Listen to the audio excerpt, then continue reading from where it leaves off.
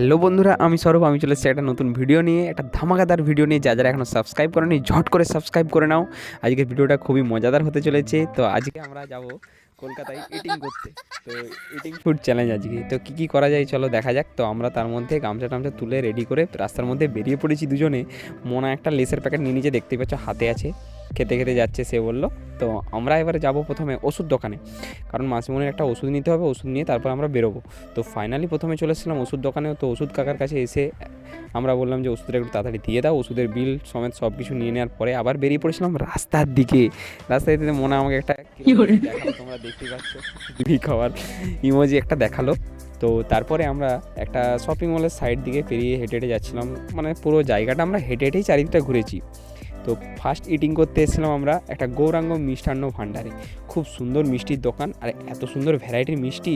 আর আমাদের ঘরের পাশে তো 10 টাকা, 5 টাকা, 3 টাকা পর্যন্ত মিষ্টি থাকে। আর এখানে আর কি বলবো, 20 টাকা, 12 টাকা, 15 টাকা দামের মিষ্টি। 5-এর মিষ্টি তো দেখতেই পাইনি। আমি যখন জিজ্ঞাসা করলাম 5-এর মিষ্টি আছে, বলছে না। আর সঙ্গে আছে কি 15 টাকার সিঙ্গাড়া। আমি ভাবা যায় বাবা রে, মানে কীরকম লুটছে সবাইকে।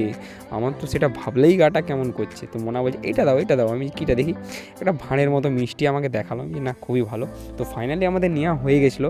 সেখানে মিষ্টি আমরা দুটো খেয়ে টেস্ট করে দেখলাম। সে বলছে আরেকটা খাবো। আমি না থাক, এবার যাবো পানিপুরি ইটিং। তো পানিপুরি ইটিংয়ের জন্য কাকার কাছে চলে এসেছিলাম সেখানে পানিপুরি ইটিং করতে। তো আমরা দুজনে, তো আমার পেটটা একটু খারাপ লাগছিলো, তো সেই জন্যে আমি সেখানে 2-1টা খেয়েছিলাম, বেশি একটু খাইনি। তো কারা কারা ফুচকা খেতে ভালোবাসো আমাকে অবশ্যই একটু কমেন্ট করে জানিও।